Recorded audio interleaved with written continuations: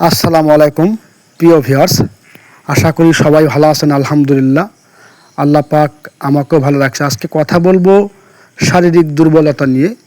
শারীরিক দুর্বলতা বলতে বোঝায় যাদের বীর্য পাতলা, সহবাসের সময় কম এবং হস্তমথন করার ফলে লিঙ্গ ছোট হয়ে যাওয়া, লিঙ্গ শক্ত না হওয়া বা বীর্য পাতলা হয়ে যাওয়া, টাইমিং কম, এ জাতীয় সমস্যার জন্য আজকের প্রাকৃতিক ভেষজ নিয়ে আলোচনা করব।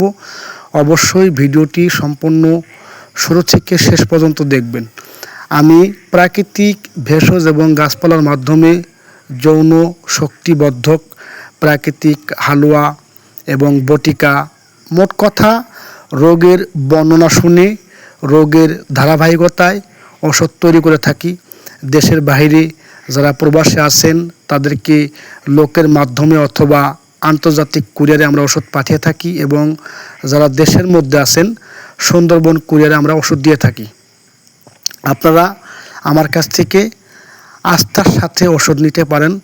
যাদের শারীরিক দুর্বলতা তারা চাইলে ইনশাল্লাহ আমাদের কাছ থেকে প্রাকৃতিক ভেষজ সমন্বয়কৃত হালুয়া, বটিকা, তেল, মেসেজ এগুলো কিন্তু আপনারা আমাদের কাছ থেকে নিতে পারবেন ইনশাল্লাহ, এবং স্থায়ী সমাধান পাবেন। এতটুকু আশা রাখি প্রাকৃতিক ভেষজের মাধ্যমে আপনারা আমার কাছ থেকে স্থায়ী একটা সমাধান পাবেন।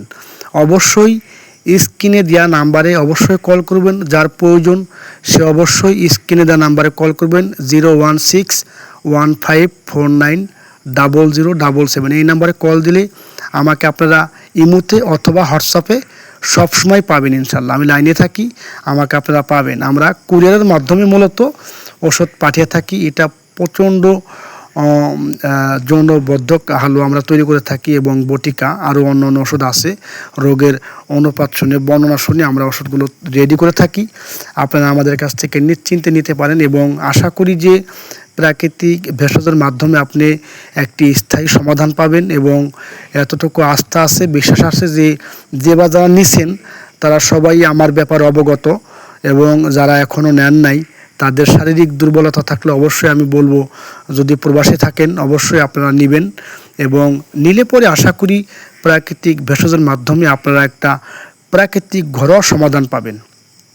দেখেন, যৌন সমস্যাটা হইতেও সময় লাগে। এটা সারতে প্রায় 2 থেকে 3 মাসের মতো ওষুধ সেবন করতে হয়।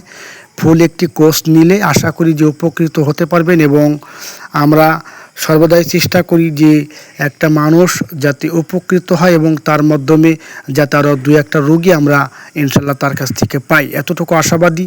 এবং একটা কথা সর্বদাই আমি বলে থাকি যে প্রাকৃতিক ভেষজ এবং গাছপালা কখনো কিন্তু কোনো মানুষকে ঠকায় না, এটা মনে রাখবেন। এই জন্য আমি বলবো আপনারা সবসময় প্রাকৃতিক ভেষজ গাছপালার প্রতি আস্থা রাখবেন। সবাই ভালো থাকবেন, সুস্থ থাকবেন।